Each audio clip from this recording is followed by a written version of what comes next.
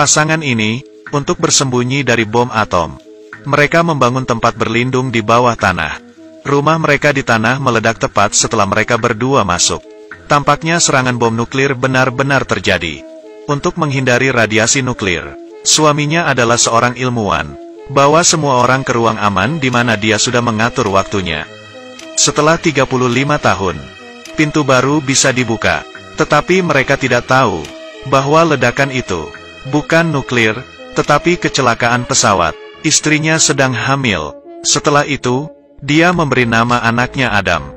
Jadi seperti ini Adam dilahirkan dan dibesarkan di area terlarang. Ada banyak utilitas di tempat penampungan ini. Selain kebutuhan untuk keperluan sehari-hari yang cukup untuk 35 tahun. Bahkan dilengkapi dengan ekosistem yang menarik. Untuk kegiatan santai mereka bisa memancing, menanam. Sang istri bahkan bisa berbelanja di gudang. Mereka berdoa bersama sebelum makan. Bersama-sama menonton film setelah makan malam. Meskipun mereka tinggal di bawah tanah dan terisolasi dengan dunia luar. Tetapi mereka masih hidup dengan sangat bahagia dan memuaskan. Sang ibu mengajari Adam cara etiket dan menari. Ayah mengajarinya tinju, bahasa asing, dan manajemen keuangan. Bahkan mengajari bocah itu tentang ruang bawah tanah dengan koleksi kartu favoritnya. Dia juga menyerahkan semua sahamnya kepada Adam.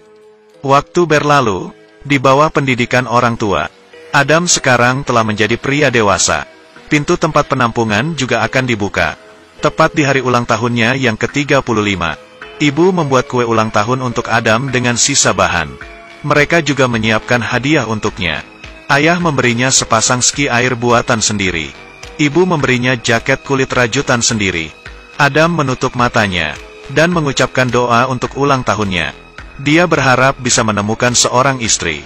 Hari untuk membuka pintu penampungan akhirnya tiba. Mereka semua sangat gembira, menunggu momen untuk melihat matahari lagi. Setelah membuka pintu, Bapak keluar untuk mengecek dulu. Dia memakai baju terusan pelindung untuk pergi keluar dan menyelidiki. Seperti inilah rumahnya. Itu telah berubah menjadi bar yang dihancurkan untuk waktu yang lama. Melihat ayah berjalan keluar dari tanah dalam kabut, pemilik bar mengira dia adalah dewa yang turun ke bumi. Dia pingsan.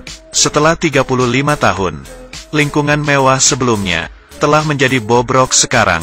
Ayah membersihkan beberapa sampah di jalan. Kemudian dia dikejutkan oleh seorang gay yang mengenakan pakaian wanita.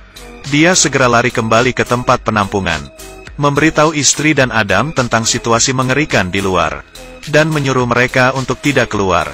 Tapi sang ibu sudah muak dengan kehidupan seperti ini. Dia ingin melihat gunung dan danau di luar. Keduanya terus bertengkar. Ayah tiba-tiba mengalami serangan jantung. Jadi ibu memutuskan untuk melepaskan Adam, untuk membeli obat-obatan dan persediaan yang cukup untuk 20 tahun ke depan. Adam segera mengemasi barang-barangnya. Dia mengambil koleksi kartu bisbol dan sahamnya dari ayahnya. Meninggalkan tempat penampungan ini di mana saya tinggal selama 35 tahun. Melihat langit biru, Adam sangat bersemangat. Dia menyapa siapapun yang lewat. Dia pergi ke kota dengan bus. Datang ke toko koleksi. Dia ingin menjual koleksi kartu dasar yang diberikan ayah kepadanya dengan imbalan sejumlah uang untuk dibelanjakan. Bos melihat koleksi kartu bisbol White Owl yang lama. Dia langsung tertegun, karena koleksi kartu baseball retro ini sangat berharga untuk saat ini. Tetapi bos merasakannya, Adam sepertinya tidak tahu tentang nilainya. Jadi dia menyarankan untuk membayar seluruh kotak seharga $500. Adam mengira dia telah membuat kesepakatan yang bagus. Tapi berkat Eve, pramuniaga berdiri di dekatnya. Katanya satu kartu di kotak ini bernilai $6.000. Intervensi Eve membuat bosnya marah. Jadi dia segera memecatnya. Adam jatuh cinta pada gadis yang baik dan antusias ini pada pandangan pertama. Dan ingin lebih banyak berbicara dengannya. Dia meminta Eve untuk mengantarnya ke hotel. Sebagai imbalan, dia akan membayarnya kartu bisbol. Tapi keesokan harinya, ia datang ke hotel dan memberinya kembali kartu bisbol. Aku tidak bisa menerima ini untuk mengantarmu pulang. Saya berharap saya bisa, tetapi saya tidak bisa. Jadi sini, ambil kembali. Tapi Adam tidak mau menyerah pada Hawa. Dia mengusulkan untuk mempekerjakan Eve untuk membantunya menjual kartu. Lalu gunakan uang itu untuk membeli kebutuhan sehari-hari. Menghadapi godaan gaji tinggi yang ditawarkan oleh Adam, Eve setuju. Mereka mulai berbelanja di gudang. Eve tidak ada ide, mengapa Adam membeli begitu banyak barang. Di matanya, Adam adalah anak laki-laki besar yang aneh.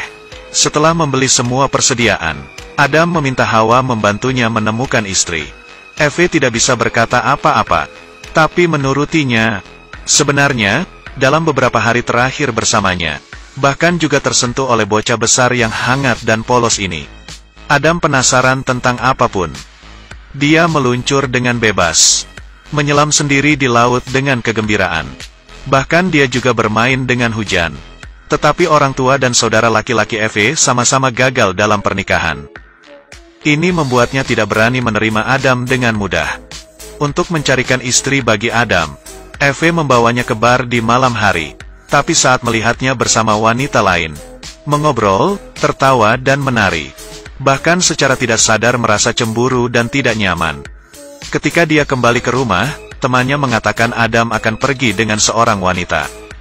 Dia mencoba untuk berpura-pura tidak peduli, tapi tetaplah mencemaskan dan pergi mencari Adam. Tapi dia tidak menyangka Adam tiba-tiba muncul di belakangnya. Dia bahkan membuatnya takut untuk berguling. Setelah masuk ke dalam, Adam dengan hati-hati membersihkan luka untuk Eve. Dia dengan sepenuh hati mengakui perasaannya padanya. Setelah malam itu, Eve memahami pikirannya sendiri, dan akhirnya menerimanya. Tetapi pada saat ini, Adam memberitahu Eve tentang keluarganya. Ketika bom atom meledak di Los Angeles pada tahun 1962, orang tua saya pergi ke tempat penampungan bawah tanah.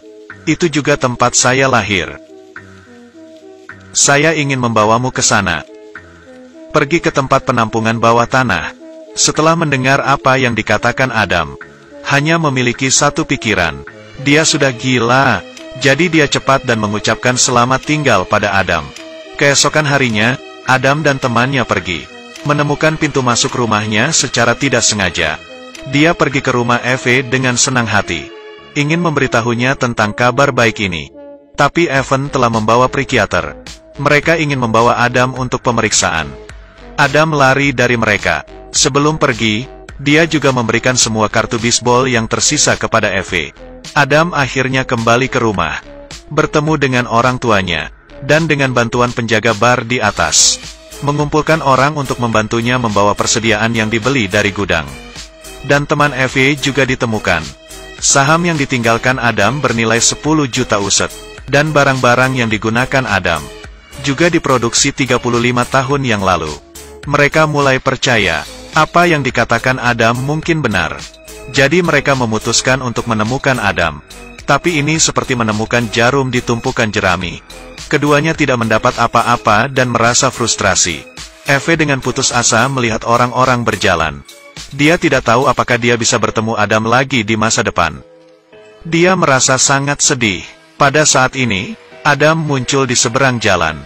Dia segera keluar dari mobil, memeluk dan menciumnya erat.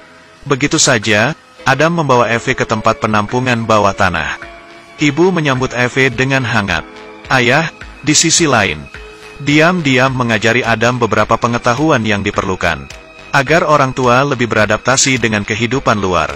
Adam menukar beberapa saham dan kartu bisbol dengan uang, mulai berinvestasi di berbagai industri, dan membangun rumah besar di pinggiran.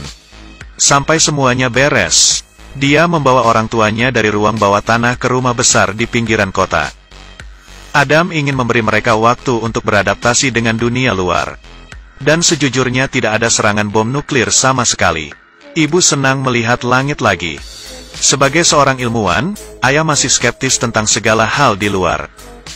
Saat ibu sibuk dengan masakannya, dia diam-diam mengukur ukuran halaman, merencanakan area untuk tempat penampungan berikutnya.